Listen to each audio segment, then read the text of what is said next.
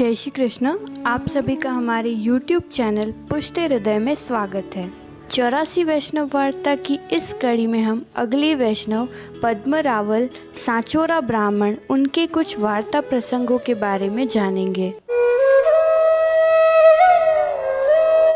पद्म रावल जी उज्जैन के निवासी थे। एक बार ये द्वारिका यात्रा हेतु जा रहे थे। तभी मार्ग में विश्राम के लिए ये गोपाल दास जी, जो कि बांसवाड़ा के निवासी थे, उनके यहाँ रुके। वहाँ दोनों ही वैष्णव के मध्य भगवत चर्चा हुई। तभी इन्हें आचार्य श्री महाप्रभु जी के बारे में ज्ञात हुआ। आचार्य श्री के बारे में जानकर उनके दर्शन हेतु ये अडेल गए। वहाँ पर आचार्य श्री की शरण में आए और उनके सेवक बने। इस प्रसंग का विस्तार पूर्वक वर्णन गोपाल दास जी की वार्ता में किया गया है। आप उसे वहां से सुन सकते हैं। पद्म रावल जी की ठाकुर जी में आसक्ति और आचार्य श्री के प्रति सेव्य भावना देखकर इनके प्रदेश के कुछ ब्राह्मण पंडित इन्हें परेशान करने लगे। तब ये आचार्य श्री महाप्रभु जी के समक्ष आए और उन्हें सारा वृतांत कह सुनाया। तब आचार्य श्री ने इन्हें चरणारविंद का चंदन और चरणामृत दिया।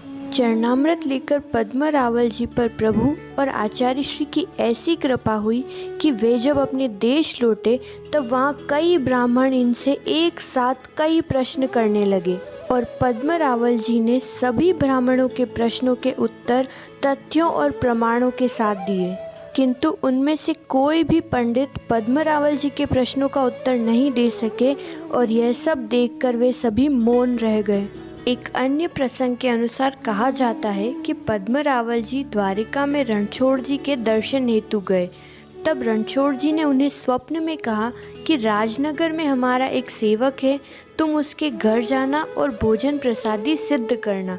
तब पद्म रावल जी ने कहा कि महाराज, मैं तो उसे जानता भी नहीं, तो बिना बुलाए मैं किसी के घर कैसे जा सकता हूँ। तब प्रभु ने उन्हें कहा कि तुम चिंता मत करो, वह स्वयं तुम्हें बुलाने आएगा।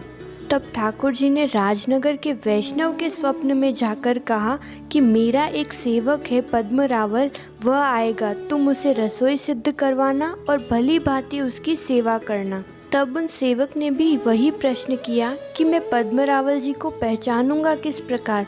तब प्रभु ने कहा कि मेरी कृपा से तुम उन्हें पहचान जाओगे।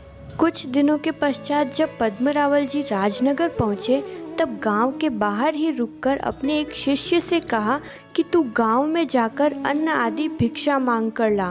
तब वह शिष्य जाकर 4-5 घरों से भिक्षा मांग कर लाया। जब वह लेकर आया तब पद्म रावल जी ने कहा कि तू पुनः इसे लौटा। जब वह शिष्य भिक्षा पुनः लौटाने गया तब एक व्यक्ति ने उन्हें पूछा कि तुम इसे लौटाने क्यों आए हो। तब उसने कहा कि हमारे गुरु हैं, उनकी आज्ञा का पालन करना हमारा धर्म है, उन्होंने कहा है तो मैं लौटाने आया हूँ। जब उस व्यक्ति के पूछने पर उस शिष्य ने अपने गुरु का नाम बताया तब वह भी उनके साथ आ गया और पद्म रावल जी को आदर सत्कार के साथ अपने घर चलने हेतु कहने लगे। तब पद्म रावल जी ने कहा कि मैं ऐसे ही किसी के घर नहीं जाता। तब उस व्यक्ति ने कहा कि ये तो स्वयं रणछोड़ जी की आज्ञा है कि मैं आपके लिए रसोई की व्यवस्था करूं। यह सारी बात सुनकर पद्म रावल जी उनके साथ गए। वहीं पर रसोई सिद्ध की और ठाकुर जी को भोग समर्पित किया। बाद में सभी के साथ प्रसाद ग्रहण किया। एक अन्य प्रसंग के अनुसार कहा जाता है कि एक दिन भिक्षा में पद्म रावल जी को आटा तो मिला किंतु घी कम मात्रा में मिला था। तो जितनी रोटियों पर घी लग गया था वे ऊपर रखी और जो कोरी रह गई उन्हें नीचे रखकर ठाकुर जी को भोग समर्पित किया और ठाकुर जी से विनती करने लगे कि बिना घी लगे रोटी रहने देना, जो घी वाली रोटी है वही अरोगना।